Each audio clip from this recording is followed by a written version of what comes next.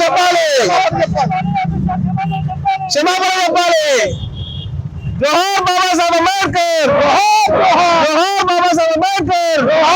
వర్ధిల్లాలి భారత రాజ్యాంగం, వర్ధిల్లాలి భారత రాజ్యాంగం. జోహార్ బాబాసాహెబ్ అంబేద్కర్.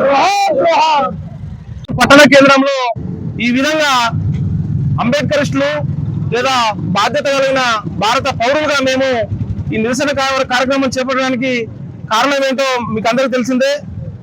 మొన్నటికి మొన్న ఈ దేశ హోంమంత్రి అమిత్ షా అంబేద్కర్ అంబేద్కర్ అంబేద్కర్ అని అనడానికి మధ్య ప్యాషన్ అయిపోయింది.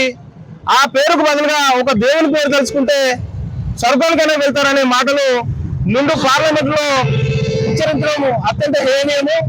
ఇటువంటి వ్యాఖ్యలు డాక్టర్ బాబాసాహెబ్ అంబేద్కర్ కించపరిచడమే కాకుండా వాళ్ళు ఏదైతే హిడెన్ ఎజెండా మనవాద సిద్ధాంతం ఉందో ఆ సిద్ధాంతాన్ని భారత ప్రజల మీద బలవంతంగా రుద్దే ప్రయత్నం చేస్తూ ప్రజల్ని అయోమయంలో ఉంచే పరిస్థితి ఉందని చెప్పేసి వాళ్ళ కుట్రల్లో తిప్పుకోవడాలని ప్రజలందరికీ పిలుపునిచ్చే క్రమంలో ఈ తొరూరు డివిజన్ కేంద్రం నుంచి మేము పిలుపునిస్తున్నాము.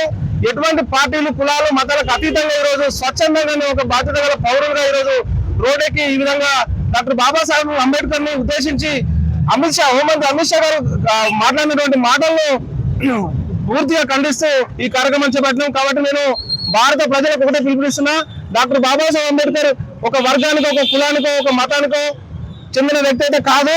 అది హిస్టరీ క్లియర్ గా చెప్తుంది. చారిత్రక ఆధారాలతో మనం చూడాలి తప్ప ఎవరో వక్రీకరిస్తే ఆ వ్యక్తిని, ఆ మహోన్నతమైన వ్యక్తిని ఒక వర్గాన్ని పరిమితం చేయొద్దని చెప్పి నేను పిలుపునిస్తున్నా. అదేవిధంగా బాబాసాహెబ్ అంబేద్కర్ పేరును ఉచ్చరించడం ప్యాషన్ అయిపోలేదు, బాబాసాహెబ్ అంబేద్కర్ యొక్క జీవిత చరిత్రను వక్రీకరించడం ప్యాషన్ అయిపోయింది కొంతమంది నాయకులకు. అది ఎలాగంటే ఇప్పుడు బాబాసాహెబ్ అంబేద్కర్ మాత్రమే కాదు రాజ్యాంగం రాసింది, అనేక మంది మేధావులు ఉన్నారు. దాంట్లో అంబేద్కర్ ఒక సభ్యుడు మాత్రమే, రాజ్యాంగ పరిషత్ కమిటీకి డ్రాఫ్టింగ్ చైర్మన్ మాత్రమే అని చెప్పేసి కొంతమంది కుహనా మేధావులు అనేక రకాలుగా వక్రీకరించి ఆయన చరిత్రను చెప్తున్నాడు. వాళ్ళందరికీ నేను ఒకటే సూటిగా ప్రశ్న చేస్తున్నా, ఈ భారతదేశ మొట్టమొదటి పార్లమెంట్ సమావేశాల్లో ఎవరైతే మీరు ఆదర్శంగా తీసుకున్న నాయకులు ఎంతో మంది ఉన్నారో వాళ్ళందరూ అనివార్యంగా డాక్టర్ బాబాసాహెబ్ అంబేద్కర్ గురించి ముందు పార్లమెంట్ లో చెప్పినటువంటి వ్యాఖ్యలు మీరు గుర్తు చేసుకోండి. ఆ వీడియోలను ఆ డిబేట్ల గురించి చదవండి.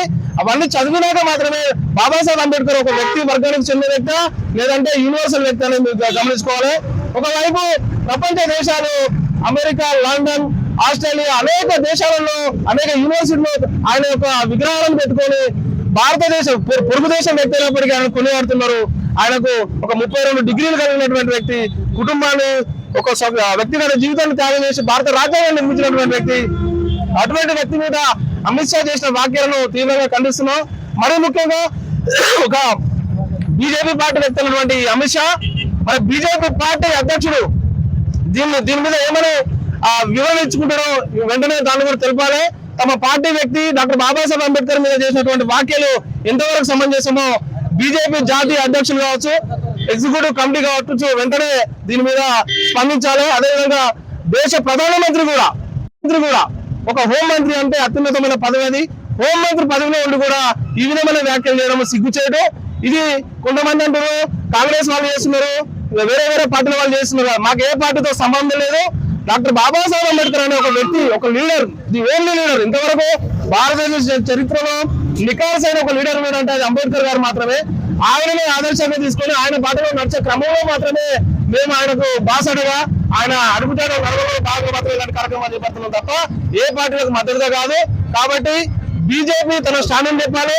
మనవాదాన్ని ముందుకు తీసుకెళ్తుందా లేదంటే రాజ్యాంగాన్ని ముందుకు తీసుకెళ్తుందా అనే స్పష్టత ఖచ్చితంగా ఇవ్వాల్సిన బాధ్యత బీజేపీ మీద ఉంది. అదేవిధంగా ప్రధానమంత్రి నరేంద్ర మోడీ మీద ఉందని చెప్పేసి చివరిగా ఎవరైతే అమిత్ షా హోంమంత్రి ఉన్నారో ఆయన చేసినటువంటి అనుచిత వ్యాఖ్యలను వెంటనే వెనక్కి తీసుకొని క్షమాపణ